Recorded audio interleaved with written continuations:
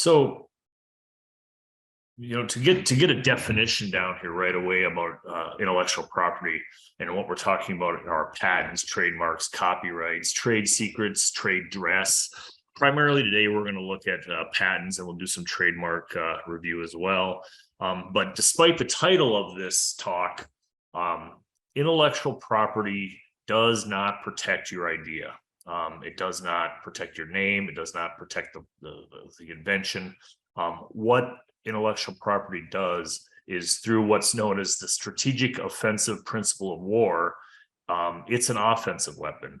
And that's what, in the end, protects your idea, is your ability to use intellectual property, say a patent, to go after a competitor, whether that's in a court of law or whether you use, say, Amazon has a lot of tools to enforce intellectual property.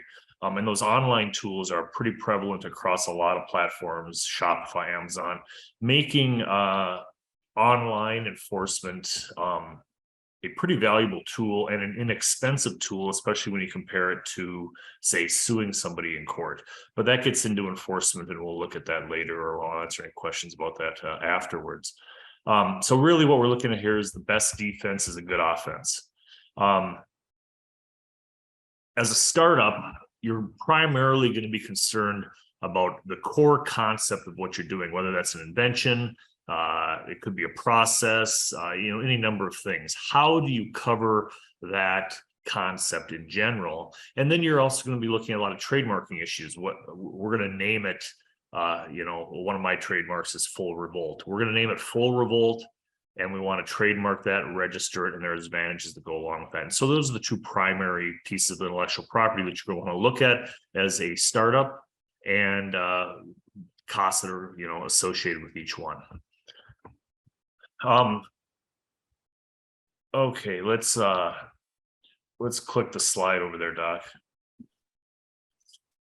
So for startups, patents tend to be a real slippery slope. You can spend a lot of money chasing a utility patent and a lot of time, and at the end of the day, you may in fact get granted a utility patent, but it is unlikely that that patent is going to be able to stop competitors, which is just kind of the really the dirty little secret inside of the utility patent world. There's another type, and let me differentiate here. A utility patent is what you would traditionally think of as a patent. This covers the functionality of a product, how it works, what it does, that kind of thing. And that's what I think everybody thinks about when they think of a patent. But there's another type of patent called a design patent. That covers only the appearance of a product, how it looks. And so there are advantages and disadvantages to both. Obviously, you can look at this slide and see that cost is a big factor when looking at do we want to go down a utility patent road? Do we want to look at a design patent? Do we want to look at both? My $15,000 estimate there on utility patents is really just throwing a dart at a board. It's almost impossible to estimate the costs that are going to go into a utility patent. I've seen people that have $65,000, $75,000 into a utility patent. Very difficult to get some of that money back. Let's go to the next slide here, Doc. And so you've come up with a new widget. You don't want anybody to steal it. You decide you want to look at a patent. And so there's an unfortunate truth about all utility patents. And so if you go back to the beginning of the patent office in 1776, up until today, I think there are a little over 11 million issued patents in the United States I'm talking about.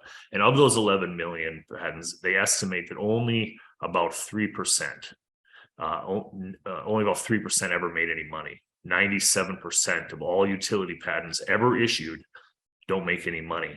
And that's a link. What I did is I put a link here on this slide that will take you to an article that will discuss the reasons behind that. And that's real consistent with my experience dealing with clients, dealing with startups, is once they have a patent, are they able to use it effectively? And the answer is oftentimes no. they're not.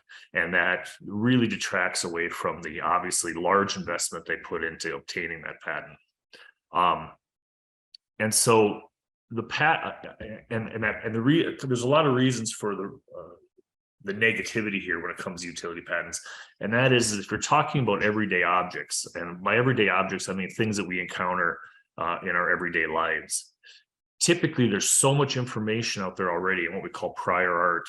You need to narrow your patent in such a way that it really reduces its value. That's the real hang up with utility patents. Much of my job is actually engineering around utility patents. And unfortunately for patent holders, a utility patent is really a roadmap of how to avoid their intellectual property for people like me and other IP professionals. And so as a real red flag, as a startup, you need to know, do I have an invention that is patentable? That's a first question, and that can be done through a patentability search. And then there's a second question that often gets missed.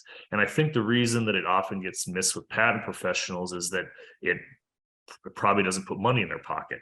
And that is, do I have a concept that if it is patentable, will that patent be broad enough to provide me some coverage to go after infringers?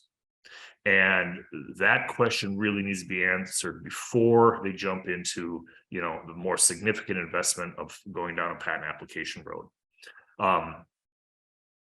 If those two answers are yes, then a utility patent might be the proper way to go. But prior to a search, that's really unknown.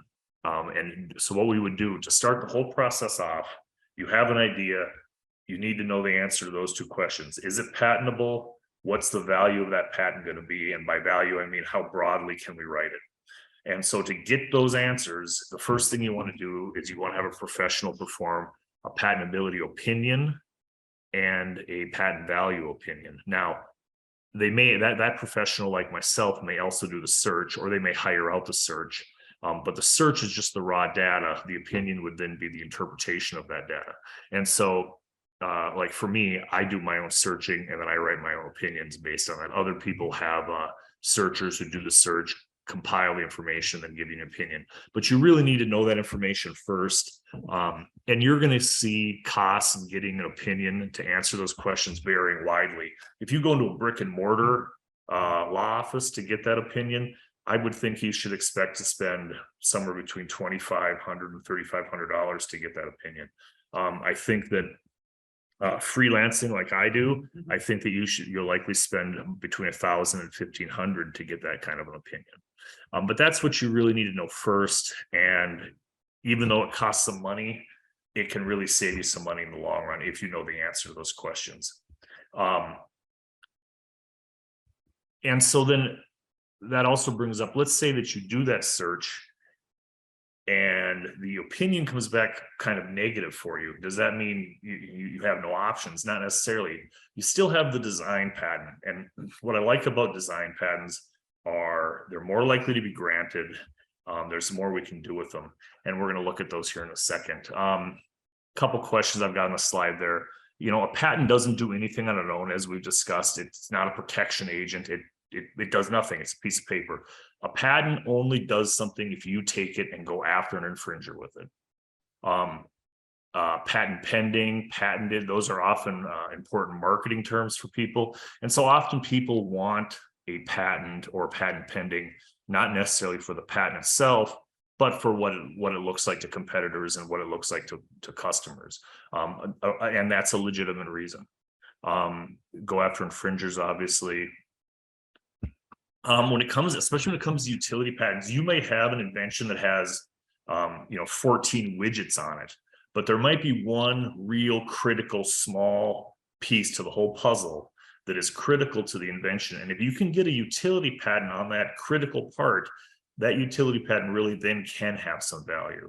So keep that in mind as you're working over your startups, your ideas.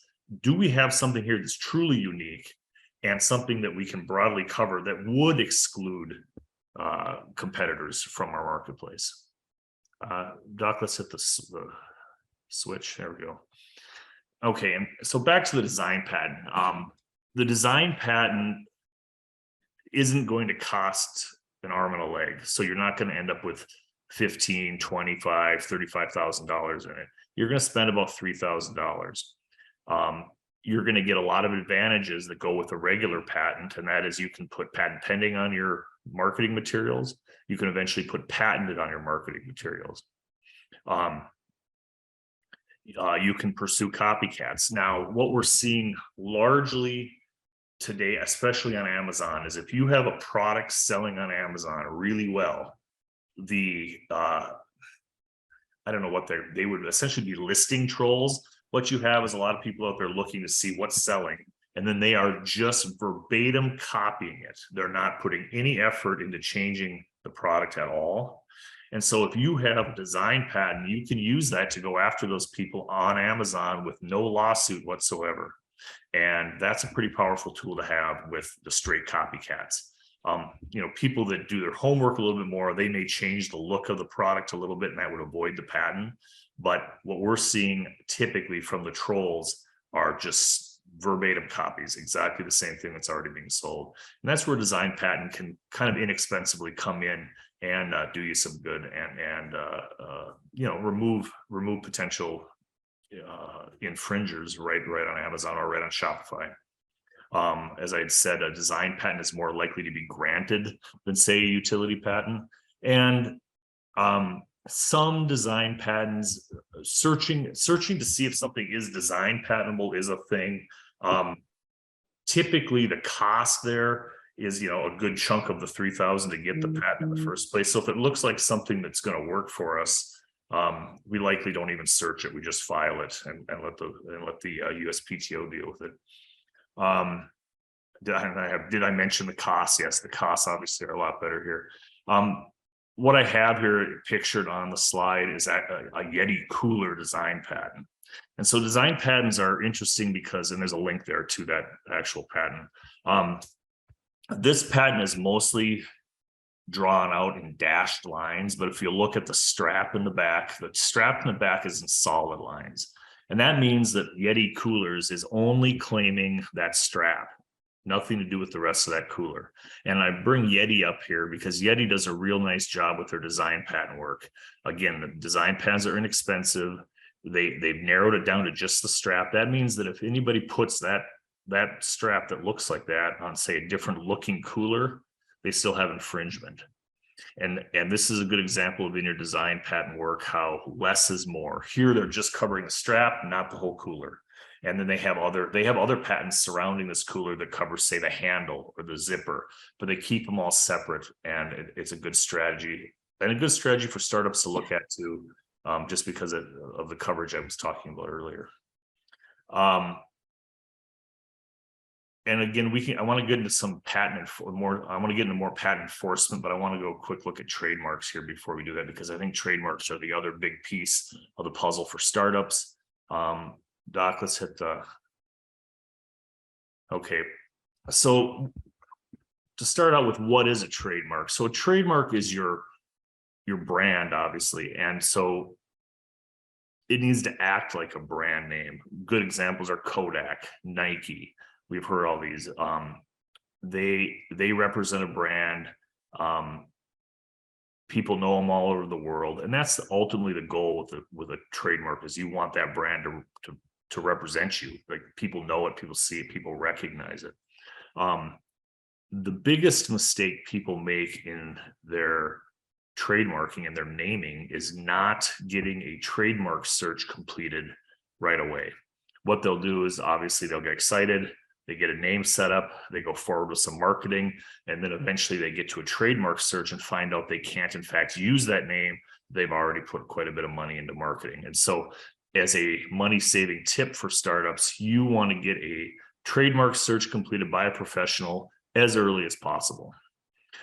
Make sure that name is going to be available, and you don't necessarily have to file for a trademark right away, but make sure that you've got a clear runway to use that name moving forward.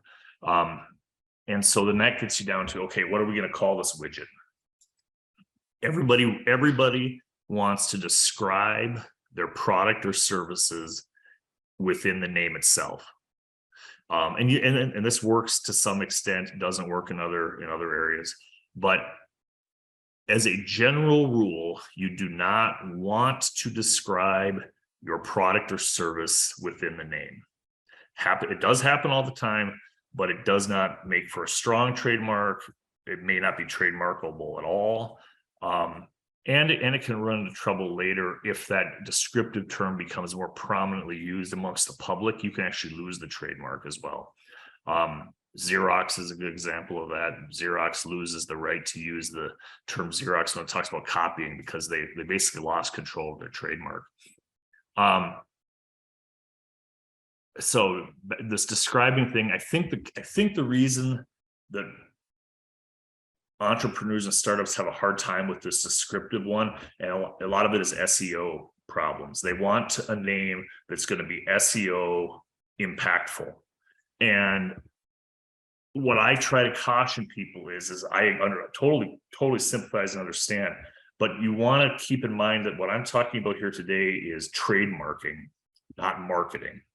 And so you're better off coming up with a unique, often a made up word that represents your brand. And then your slogan underneath that brand that goes with it are the descriptors. And so like, again, back to one of my trademarks, Full Revolt. That's an apparel brand, and so it is what I say in my SEO work and that kind of thing is Full Revolt. T-shirts, clothing, whatever the accessories are. I use that in the SEO, but I use that in the marketing side of it, not in the registered side of it. And so that differentiation is a key, and it's also the first caution when it comes to naming things. There are really 5 things to look out for when you're naming a product. The first one, of course, do not describe your product or service. It just makes trademarking a lot harder. Second thing to look at when naming for trademarks is don't use place names. And I put nicknames in there too, because for instance, Chicago is known as the second city. Well, that is a place name to the trademark office, and they won't let you own those words. And that jumps back to the trademark office won't let you own really descriptive words either. So you can open a coffee shop, you can call it coffee shop, but you can't own the words coffee shop. And so that's the crux of it. Same thing with the place names. Surnames are the same thing. Johnson's Bait and Tackle. Well, Johnson is a surname, very common one. Bait and Tackle are descriptors. There's nothing in that name that's trademarkable. And so you want to avoid surnames. Foreign names, not that foreign names can't work, because they can, but for foreign names, the trademark office will translate the name into English and then conflict you with all the translations. And so if you're using, the Spanish word siesta for nap, they're going to translate it into the word nap, and you're going to be up against conflicts for all of those too. And so foreign words can be tricky because you want to make sure you translate to English and then perform a conflict check. And then spelling doesn't matter. So for sale is a great example. The number 4 in the word sale is equivalent to the word FOR sale, FORE sale. Spelling doesn't matter to the trademark office. When you say the name out loud, if there's a conflict in sound of how they sound, there can be a problem there.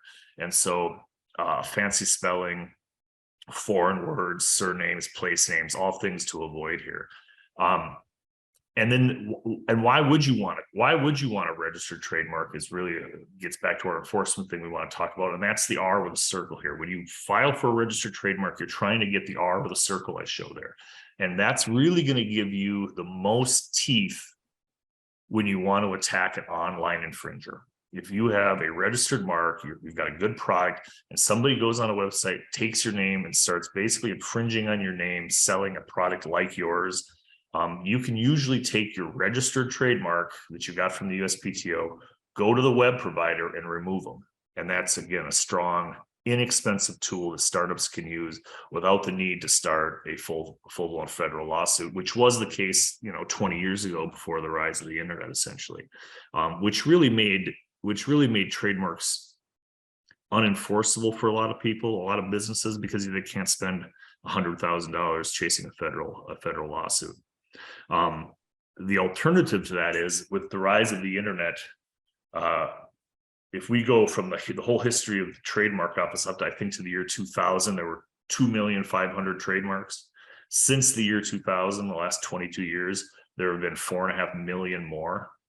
And so what that has done is it's left, there's a lot of conflicts. Regular words are difficult to trademark anymore. There's not a lot of space out there. You really have to get creative. But that's something that happened with the rise of the internet. And the last thing on this slide is just a link. If you're stuck looking for a name, this is an AI program that will help you pick out business names. It'll put different things together, and there's different criteria you can put in there. And there's a lot of resources like that. That's just an example. But again, I encourage you to look for something unique, and then use your descriptive parts, stuff for your SEO in the marketing along with the name, but it's not what represents you as a brand.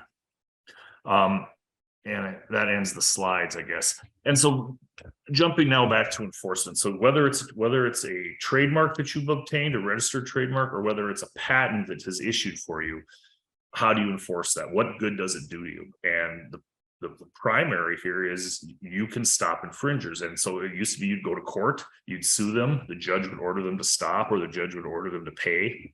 Nowadays, with the rise of the internet again, a lot of tools available to just the everyday person. And Amazon, I use Amazon a lot as an example because I work with them quite a bit, and obviously they're a big seller. They have some tools. They aren't always the easiest to work with, Amazon in general, but they do enforce rights for you. And so even though it is kind of a pain, it's definitely worth doing if you can find somebody infringing on you. Go straight to the web provider, go to Shopify. I have this trademark, I have this patent, I want this listing removed, and use that for what you pay to get it. As far as lawyers' fees, filing fees, everything else, what it costs you to get it, you might as well use it for something. And that is the most effective way today to enforce IP. Now I'm happy to talk about, there's trade dress, trade secret, copyright law, all things I think that need to be considered, but probably less important to the startup at this point. Frank, or anybody have any questions I can answer? Right. So actually, a lot of the people who signed up are from the movie world. I have some groups that are also movie groups, and copyright is quite important to them. They're musicians, they're artists. It's, the common question I get asked is, and I don't know why they ask me, but the common question is like, hey, if I record my music and then I mail it to myself, does that copyright it? When, if I just put a C on it to say copyright, is that now copyright? And do I have to publish it first and then put copyright on it, or can I just keep it at home and it automatically becomes copyrighted? So can you just expand a little bit about what copyright is and how to use it? Yeah, so copyright's going to cover things like a book, sculpture, a painting, those kind of things, are all going to have a copyright. And that copyright is going to technically vest in that property upon its creation. You write a book and put a period at the end of it, that book is copyrighted, you own the copyright, you created it. Now, can you enforce that copyright just based on your creation? There's no mailing to yourself or anything else. Sure, that can establish dates which may be useful, but the copyright itself vests upon the completion of the work. Now, you can also register a copyright with the United States Copyright Office. It's not mandatory. You don't have to do it to have a copyright. You don't have to do that to even put copyright notice on, say, your website. You can just put copyright notice 2022. But two reasons that you'd want to register your copyright. First one is if you're going to ever sue somebody for violating your copyright, then you need to register it. And that can be done when that decision's made. But probably a more important reason today is that, again, Amazon, Shopify, they will enforce your copyrights. And if you have it registered with the Copyright Office, it's much easier to prove to them that you own it. And so that's where registering your copyright with the Copyright Office can come in handy. Again, it costs some money. I don't work for startups. I don't work with filing copyrights that often because that copyright has vested. You already own it. Sometimes it's not where we're trying to put startup money all the time, but there are advantages to registering from time to time. And so the takeaway here is if you created it, you own a copyright on it. Now, just things like the title of, say, a book series, that isn't copyrighted. That would be a trademark. So short names, short titles are often trademarks, not copyrights. But anything of any length, any design, that kind of thing is going to hold some copyright protections. So if I make a short movie, can I copyright that by sending it to the Copyright Office? Yep, you can copyright. Yep, you can do that, and it's copyrighted upon your making of it. And the script and everything else all in one. Correct. And how much does it typically cost to copyright something? Well, it's been about a year since I've done it. I think it depends how many pages, all that go into the calculation, how long a video is go into it. But you're going to spend a couple $100. Okay. Something. I mean, I'm sure you can get in much larger works that go up from there, but that's been my experience. So if somebody takes my movie and copyrights it sends it to the Copyright Office before me, do they have the copyright then? You would have to dispute it at the Copyright Office. Okay. And trade secrets. What is a trade secret, and how do I use it? Yeah, so a trade secret, again, is one of those things you don't have to file anything for. What you have to do is keep it a secret. And so the best example of this is the recipe for Coca-Cola. The recipe sits in a vault in Atlanta somewhere. Only a few people know it. They're all under strict do not disclose agreements. And by them keeping it a secret, nobody else can use it. Now, as a competitor, I can take Coca-Cola, run it through a gas chromatograph, find out the components, but I don't know how they put it together. And so I really don't know everything just by deconstructing and trying to reverse engineer a can of Coca-Cola. And so by them keeping that secret, it is a trade secret. If it were to leak out through surreptitious means, somebody stole it, they would have absolute legal recourse against that company that stole it. And that's where a trade secret would come in. And for things like ingredients in cosmetics, food, often a trade secret's better than a patent because you're not just showing them a roadmap of how to avoid your intellectual property. Does Frank have a question? I haven't switched on the chat, I'm afraid, so I don't know. Yes, I unmuted myself. Okay. You hear me? Okay. Yep. Could you elaborate on the validity of patents in the US or worldwide? Mm-hmm. So especially with regards to copycats in China, for instance. Yeah. Let me just ask you this. Are you talking about the copycats coming out of China and where it's enforceable, or? No, well, I mean, IP theft in China has been a topic in the media, for instance. So what does a patent do you good if you're sitting in the US and you know the counterfeits are coming from China or from other states that may be difficult to sue somebody? Yeah, you're right. So let's say that I'm a US manufacturer and I'm making widget A. China, and I hold a patent, whether it's design, whatever. I've got a patent. Let's say it's a valid patent and it's broad. China has ripped off my invention and they are trying to sell it. Now, with a US patent, I can't stop them from selling in China or anywhere else in the world for that matter.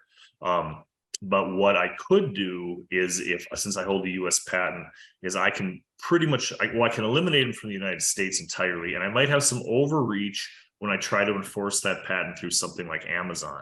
So I don't have to necessarily sue them to really curtail their business with Amazon or some other entities. But you're 100% correct. suing somebody in China or India or anywhere else, is usually cost prohibitive, especially in a startup situation. Now, Okay. when you go through the patent process, Frank, you can expand your coverage to other countries through the PTC treaty that we have, and you can get a patent in China, but you're still stuck with going there to sue people. So even though you spend that extra money and you've got a patent in other countries, the EU, for instance, or Britain, wherever, Germany, you still need to sue in that country under that patent. And again, it gets back to your cost problems. Yeah. Okay. So, okay. Thank you. One further question. Previously, you mentioned two figures for the costs. First of all, what you call utility patent in Germany is called Patent, so literal translation, and what you called design patent is called Gebrauchsmusterschutz in Germany. And what I learned from German patents is that, well, patents that cover Germany are already pretty expensive, and then you have to decide what other countries these patents have to need to cover too. And so typically a worldwide patent applied for in Germany is much more expensive than a patent that only covers Germany. Is that the same for American patents?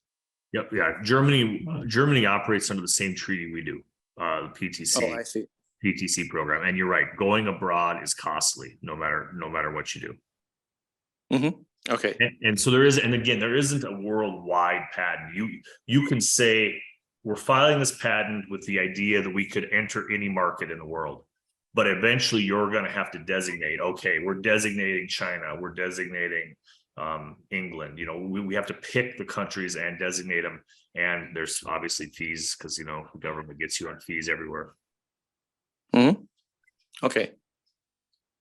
So one of the most common questions in the Facebook group is, I'm an inventor, I've invented something, I want to go and make a prototype, or I want to, do something to make that invention into some physical thing or an actual working thing. And I'm afraid that the manufacturer or the companies that I'm dealing with are going to steal my idea, because even if they sign an NDA, does it really protect me? Because I can't afford to spend $100,000 or whatever to fight it in court. Yeah. Well, it kind of goes back to the answer the same question Frank just asked, is that you let's say you have a developer in India and they've signed an NDA, pretty difficult to enforce that NDA. Yeah, it's absolutely a problem. And other than a patent process or a trademark process, there really isn't a good answer there how to do that.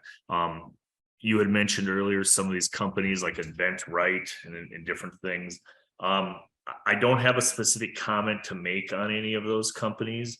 I just know that I have never had a good experience in working those companies. They've always wanted a lot of money up front, which it didn't appear to me they were getting anything in return for.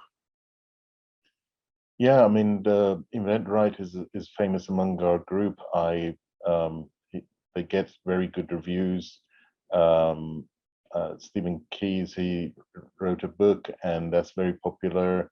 He seems to actually be saying the same things you are, which is, why spend tens of thousands of dollars on a patent and all of this and the other when you can get it licensed.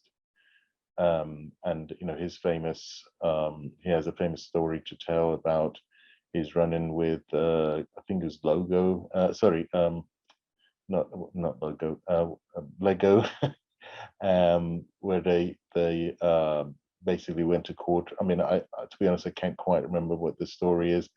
And hopefully we'll have Stephen Keyes actually as a presenter one of these days on our group like this over a Zoom, so you can tell his story. But in general, I mean, there are lots and lots of invention companies, and I see them advertised on TV. And then when it comes to the group and people ask like, oh, how is it, is this a good company or not? I have never heard it. Somebody say, oh, this is a brilliant company, go with it. It's always like, oh, I spent, $10,000-15,000 with these people. So they start off like with 500, and then they say, oh, now you've invested 500, just invest 1,000 more to get this, and then 10,000 more. And the next thing you know, you've spent 15 grand, and you maybe got half a website and a few sketches or something. Yeah. So nobody's ever happy with that. The main thing that people are asking is, let's say I go to a 3D printing company, and I want to get my my invention printed by them. Can I, if I get them to sign an NDA, does that, and afterwards they go and print my stuff or do something nefarious, does that NDA protect me in the United States, in my local backyard, as it were, if I go and see a company that will do that? Yeah, I mean, it's not, again, it doesn't protect you. You got to go sue them. Right, but I mean, do I have a more? That would be, that would be the proper way to do that. Should I be given an NDA, or should I go off and get a patent or a provisional patent first before I go there? The best practice would be both. So is it better to, I mean, normally most people can't afford even a design patent at this point. So would it be better for them to get a provisional patent and an NDA signed? I'm trying to get to the sort of minimal thing that I would, an NDA, I mean, I would have them sign an NDA no matter what. Absolutely. A provisional patent's an animal I guess we haven't really talked about. Well, first of all, one thing to know about provisional patents is the patent office does not read them. They're never looked at by the patent office. They just simply get shelved, and then it saves your date is what it does. And so that is a strategy to use. But an NDA, as far as costs go, you're just an NDA is going to be as effective as a provisional patent, and it's far cheaper. Right. Frank's got a question here again. Frank, are you still there? Yes. Basically, I just want to make a comment. One strategy I heard about a long time ago is to not care about patents and lawsuits and so forth, but instead, with a new invention, try to push the invention as far as you can get it, and to gain headspace, and then try to market as fast as you can. So speed, basically. So you gain some headspace in front of the copycats and make money before they catch up to you and steal your business. And so just basically get what you can. Yep. Yeah. Be first, be best is what I. Yes. Okay. Yeah. Yeah. It's certainly a strategy to use. It doesn't leave you any recourse, at the end, but not a bad strategy by any means. It's just, I think it has to be, the strategy needs to be looked at if it's right for what you're doing. And often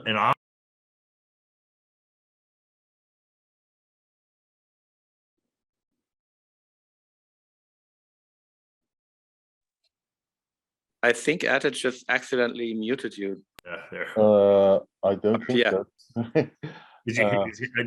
Where did I leave you? I think like about 30 seconds of the last bit we didn't hear what you said.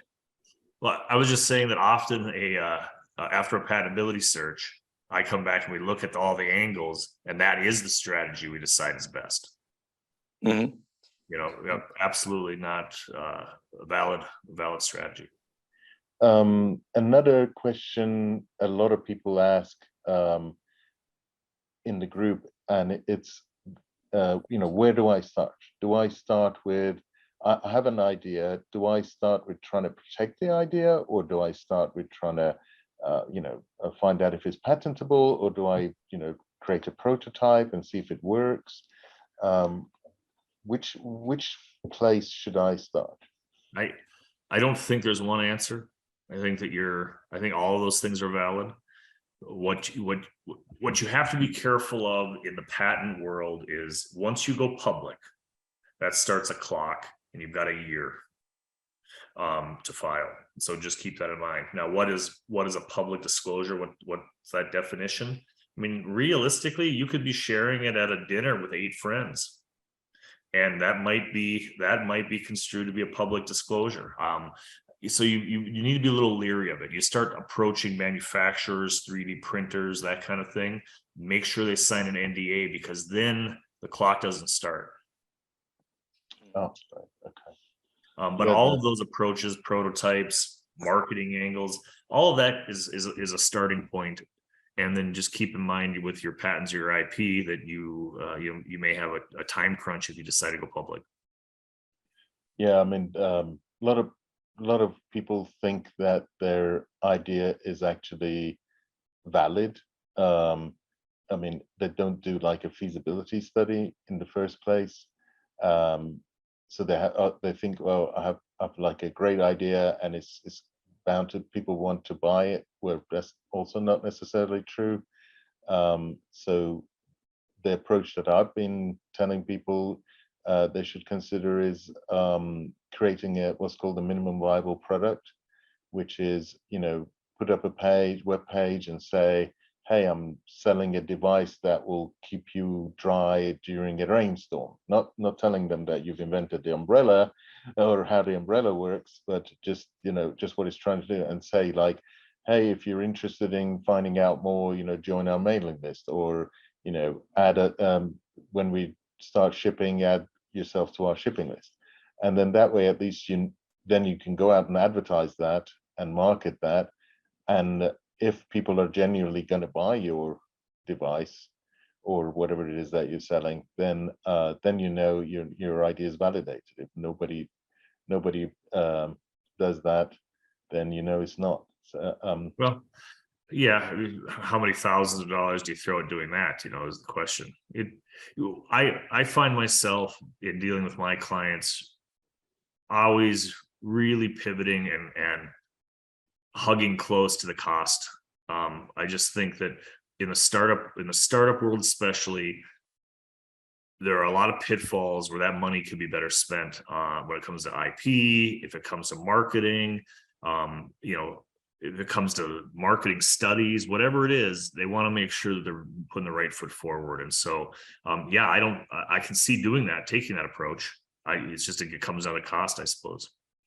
Yeah, I mean, it's the cost in some respect is recouped, because when you are ready to go to market, you have this list of customers that you're going to market to, and you would have had to do that anyway. You can't Sure. just create a product and put it on a bench and then people just run to it. You have to let people know it exists. Sure. But that way you've got this mailing list you can send to. Excuse me, sorry, I'll just check the other main argument in the group is, should I go and get funding? Let's say I've got my patent and all of that stuff. Mm-hmm. Is it more advantageous from keeping control of the object and the money that comes through it? Is it better to license it, or is it better to go off and create a company and do it myself? Well, so if you're Joe Blow, you're not operating a multi-million-dollar company. It is difficult, if not impossible, to get a big company to license your product, because I'll just engineer around your patent. I don't need to license it from you. And that's pretty much it's always the case. I've never seen a patent I can't engineer around. And so from a big company standpoint, that's a problem. Where the patent would start to accrue some value is if they started making the product and marketing themselves. Even if they can show a year of sales with this product and a patent is held on it, now all of a sudden they're in a position where that patent may have some licensing value, has some overall value because of the sales, and they can go forward. And so from just an everyday person, if you can find a way to manufacture and sell, that is the best approach, and the more likely to be successful. Sure, you can license an idea if you can find a company interested in doing it, I just find that to be almost unheard of. Well, you know, the Invent Right company that we were describing. I mean, that's his main thing is successfully getting people to license their product, and he has, you know, many examples of people who successfully license. The question is, are they making, you know, big bucks? Well, some of them who have lots and lots of ideas and create lots and lots of things, some of them are successful. But you know, if you're making like 10 cents a unit and 1,000 units or 10,000 units are sold, it's, you know, you're not going to put the kids through college with that. So yeah, the difficulty with setting up your own company is finding the right team to put it through. So there's a lot of headwind for any inventor or entrepreneur to try and get their idea to market. Yeah, and this, you know, this having done all of that, having successfully, you know, sold it and everything else, then you find, oh, you know, 20 different copycats appear and start selling things that are similar to yours and cheaper, you know, not as good and cheaper. Well, and copycats, that's a whole nother topic in general. Some of my clients, I always tell them, I said, some copycats aren't all bad, you know. And so, yeah, it's a fine line. Keep in mind this with copycats. Copycatting a trademark is completely different than copycatting a patent. The reason for it is that if you don't enforce your trademark, you will lose it. Whereas a patent, you can kind of pick and choose who you want to enforce it with. And so there's a different enforceability characteristic there. Well, when it comes to trademarks, at least I was told that if somebody, let's say I'm making, I don't know, chocolate or something, and then somebody else is making car parts, they can use your trademark name because people are not going to mistake car parts for chocolate. Yep. Is that true? It is. There's a lot of gray area in there, though. So, like, if let's say that I'm trying to think of a good example here. Food is an interesting one. Well, how about like Microsoft, and then so I'm making Microsoft, and it's like a pillow, Microsoft pillow. Microsoft's not a good example because it's what we call a supermark. Yeah, okay. It covers everything. But if the names are exactly identical, then they need to be very divorced from each other in the marketplace. If the names are similar, they can be closer to the same stuff and still pass. But yes, what you're saying technically is true. If my widget is a chocolate maker and you're making shoes, those are two different things and technically can have the same name. Okay, yeah. So how should you know, for your normal business, let's say they get a trademarkable name, and how should I go about making sure that I don't lose it? What should I do if I think somebody's infringing it?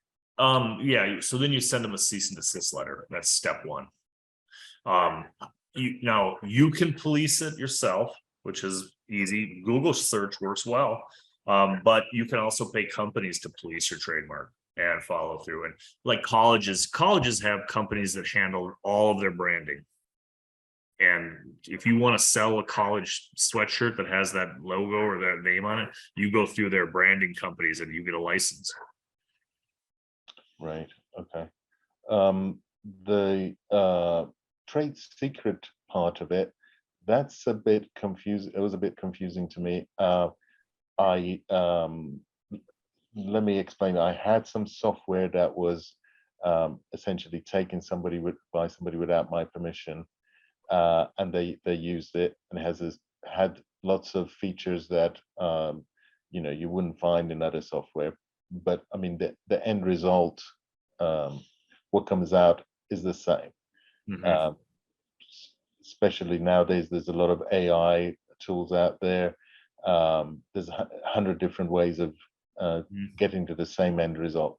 Now, supposing I kept the secret, but somebody came and stole it, how do I enforce my trade secret? Is it something you can enforce? No, not unless they're using the same process. If they're using the exact same code? Well, if they're using the same code, the code itself is copyrighted. Right. And it's not really a trade. You could keep the code as a trade secret as well, but it's also copyrighted. And so they can't copy your code. But if they have a different method in making the widget, you're both making the exact same widget. They're using one method, you're using a different method. You can't really cover, you can't really cover that. Well, one of the things that I found out, further down the road that I should have, is, you can do all of these things to protect yourself, but when it comes down to defending it, there was two options. Either I could take somebody to court, or I could take him through mediation, and then there's I can't remember what it's actually called. It's not mediation. It's like somebody who's a professional. You sit together and discuss it, and then at the end of the process, the latter, which is getting a professional that's going to give you an opinion. That's a lot cheaper. I mean, that was like a few $1,000s. While I was told if I wanted to take it to court and litigate it, it could cost hundreds of thousands of dollars. Now, is that? Oh, I was going to say, is that true? Then secondly, is that a better route than if you can get two parties to agree to it? Right. No, I mean that the agreement is always, when I do with business people, there is a terms of business, and it says we're going to mediate through the American something association, or whatever it is. But what I've found is, let's say it's an invention or software that on the legal side, they just don't have a clue about what it is, or what it actually means. I mean, it's like it's like trying to explain the IP address to your great grandmother or something. They have absolutely no experience or clue what you're talking about. And so it's very difficult to fight something in court, or even with a mediator who doesn't really understand what it is that they're mediating. Yeah.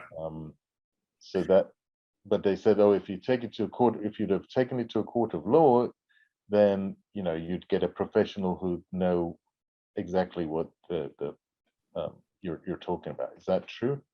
You don't get a professional making the decision, but you're more than likely to have a expert explaining the widget or whatever the argument's over. You're more likely to have an expert explaining that to a jury or a judge. Right. That's probably what they're talking about. But I can completely see you getting into a forced mediation with a mediator who is not versed in whatever your art that you're looking at is. Yeah. On all the groups that I run, that is a perennial problem, is that ultimately you have to spend all this money to try and defend your what you're selling, while the other side, they can just go ahead and do it, and then they can say, oh, I'm sorry, I'm bankrupt, or something like that, and then just here you've spent hundreds of thousands of dollars on lawyers' fees and you can't recoup it. So yeah, right. Absolutely a problem. Again, and that really brings back into what I was talking about, internet enforcement. You don't have those risks with internet enforcement. And right, we sue a company, most companies don't make it, but you sue a company and you win, can you get paid? Right. That's the big problem. That's the other thing. Yeah. I mean, there's lots of debt collection agencies, and they say we'll take 50% or 40%, and we'll give you the other 50%. But then it turns out that they can't do it. The Right. other side just don't respond, you know, or don't do anything. They're just more of a harassment than an actual tool. So what needs to change? I always, you know, I'm not a lawyer. Every year other lawyers come up with different ways of doing these things, like, you know, first to file. I think now it's first to file. So if I make an invention and you know, make notes and everything else, and then somebody finds out about it and goes and patents it before me, it's their patent. Because I Now, think it's the a little patent- bit untrue. You have to be the inventor to patent something. And so the fact that they stole it would come out in litigation and they would lose that patent. But what it does mean is that if you invent something over here and somebody independently invents the same thing over here, no stealing, the first one to file is going to have priority. Okay. Yeah, I mean, that's generally what we discuss in the group, is how to protect yourself, where to start. So, you know, every step that you take involves a risk. And my view of it is that if you have a good product, it will get copied. You will have competitors. So, you know, all you're doing is putting a lot of money into something where you can't actually defend it in a court of law. And they can always just delay it and delay it and delay it for, you know, decades, like the windscreen wiper. I don't know if that's a true story or not, but The delayed windshield wiper, yeah. Yeah. There's no doubt that it's expensive and that ultimate enforcement often is economically outside the reach of most inventors and a lot of companies. So there are lawyers that do it pro bono. Is that something that, you know, is there a group of lawyers that you can turn to? Is there, because, like, you know, if I stub my toe, I can go and get charitable help about suing somebody for that. But is there a similar kind of thing? No. So you might find a lawyer that looks at your case and says, I will take it on a contingency, which means I'm going to take a percentage of whatever you retain, you get back. But most of the time, the parties involved aren't wealthy enough for that to be an issue, or there isn't enough money involved for that to be an issue. So the person pushing the patent has to pay the lawyer, or has to pay for the court fees, and that, of course, gets expensive. I don't know. I know of nobody doing intellectual property pro bono work exclusively. I'm not saying that we're taking cases here and there, or whatever happens on an individual basis, but yeah, there isn't anybody doing pro bono work in the worlds of patents and trademarks as a rule. Right.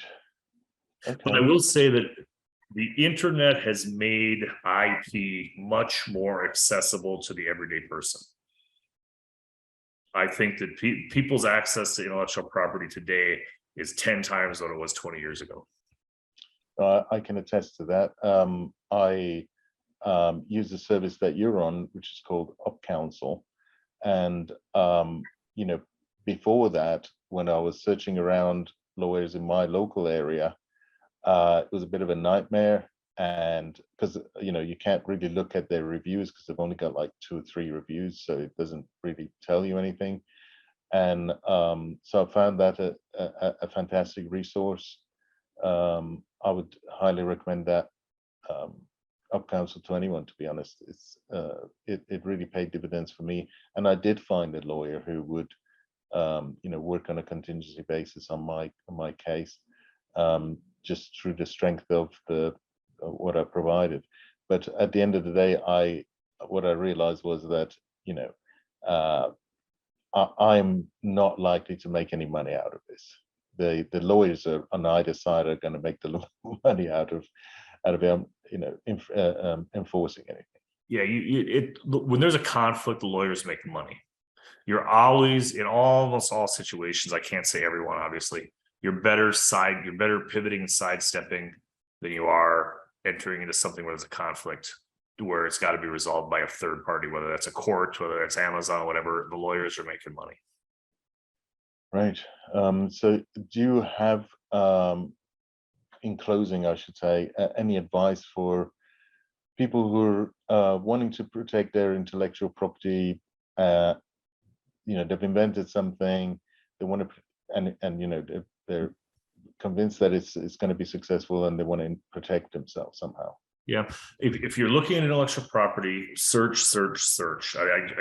I understand people will often come to me and say, I've searched the name or I've searched the patent.